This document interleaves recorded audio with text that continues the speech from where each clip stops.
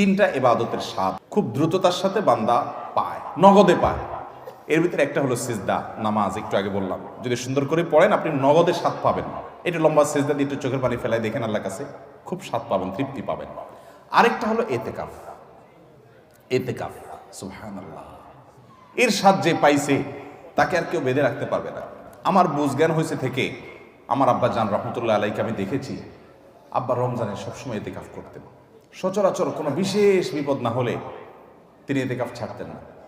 আব্বা জান রহমতুল্লাহ আলাই গত আগস্ট মাসের 18 তারিখে দুনিয়া থেকে চলে গেলেন। কয়েক মাস হলো। গত রমজানে আল্লাহর বান্দা ক্যান্সারে আক্রান্ত, গ্রামের বাড়ি পাঠাইছি আমি, ডাক্তার বলছে অবস্থা ভালো না, লক্ষণ ভালো না, একটু গ্রাম থেকে ঘুরে আসো। আমি গ্রামে পাঠাইছি, উনি গিয়ে মসজিদে এতেকাফ বসে গেছে এবং শেষ দশক পুরাটা মসজিদে এতেকাফ করলেন।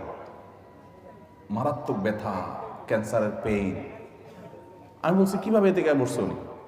আম্মা বলে যে উনি এতেকাফ বসছে, উনি বলে যে আমি ভালো আছি, তোমাদের টেনশন করা লাগবে না, এতেকাফ ছাড়া আমি থাকতে পারবো না। শেষ দশক পুরোটা এতেকাফ করলেন। আজকের এই রমজানে আল্লাহর বান্দা কবরের বাসিন্দা। আমি নিজে আলহামদুলিল্লাহ চেষ্টা করি রমজানে এতেকাফ করার, চেষ্টা করি। খুব বিশেষ অসুবিধা না হলে আমার বুঝজ্ঞান হচ্ছে আমি চেষ্টা করি আমল। অন্য আমল করতে পারি না, এটা ছাড়ার চেষ্টা করি না, মানে এটা ছাড়তে চাই না, চেষ্টা করি এটা করার।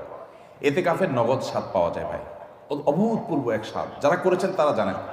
আল্লাহর ঘরে একটু বসে যান, বসে ইবাদতবন্দি করেন, আপনার ফিল হবে কি জানেন? ফিল হবে গাঁটটি বসকা নিয়ে আল্লাহর চৌকাঠে এসে পড়ে গেছে, এরকমটা ফিল হবে, অনুভব হবে, অসম্ভব ভালো লাগা কাজ করবে। বিশেষ করে এই মোবাইল টিপি দুনিয়ার হাজারটা কাজে, ইজি কাজে বিজি থাকার এই সময় 10টা দিনের জন্য আপনি নিজেকে বন্দি করে ফেলেন মসজিদে, অন্যরকম একটা স্বাদ পাবেন।